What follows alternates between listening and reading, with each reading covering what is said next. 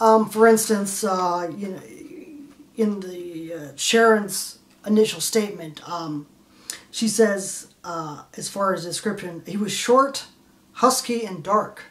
I mean, how you went from you know, that to Vincent Simmons. He had close cropped hair. So I mean, it doesn't make any sense. And getting back to the you know, the fact that, you know, Sharon Sanders' hymen was intact. You know, Eddie Knoll, you know, after the documents came to light, he's basically saying, well, you know, Vincent Simmons was having trouble. You know, he was having trouble, you know, penetrating Sharon. Well, not only does Sharon initially, in the initial statements, initial interviews, not say anything about him having any trouble, she says that, you know, after he raped her, she bled. Meaning, you know, her hymen was, you know, punctured. And, you know, the blood from her hymen being, you know, punctured, went on her panties.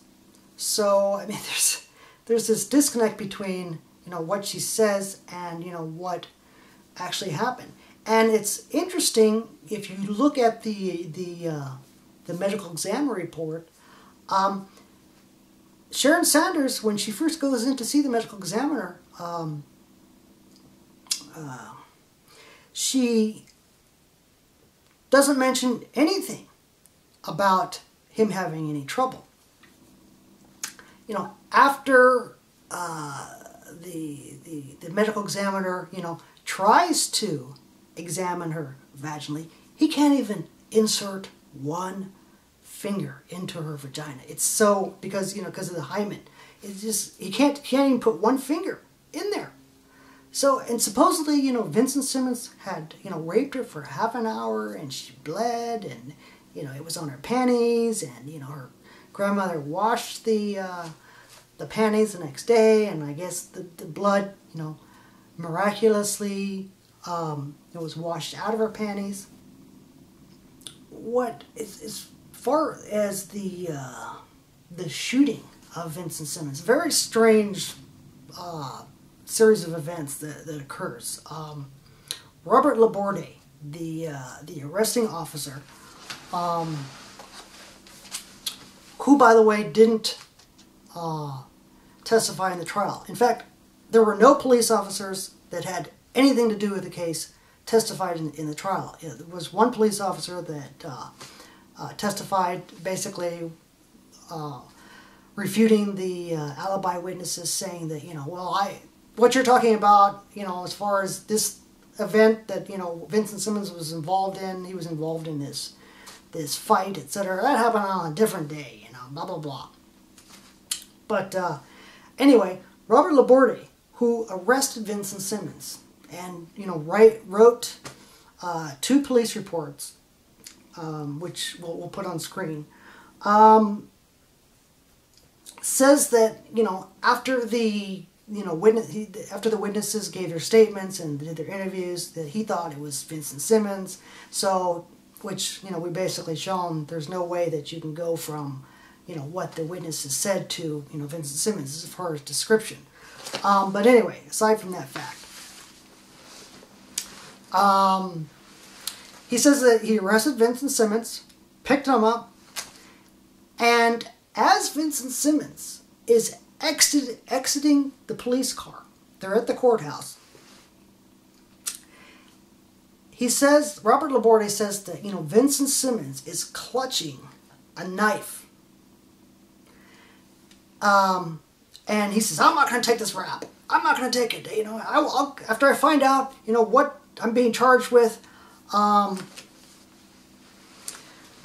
I'll give up this knife, which is completely ridiculous. I mean, how many police officers do you know that would put a person that they're arresting in a police car without searching them? You know, where did Vincent Simmons have it? And you know, the idea is that, you know, if Vincent Simmons hadn't been clutching this knife, I mean, Robert Laborde, he describes this, you know, clutching this knife in this overly dramatic manner. He should have been a novelist or something, but, you know, Vincent Simmons is, you know, clutching this knife, and I'm not going to take the rap, blah, blah, blah, and, you know, Robert Laborde says that he pries open his hand and takes this knife out.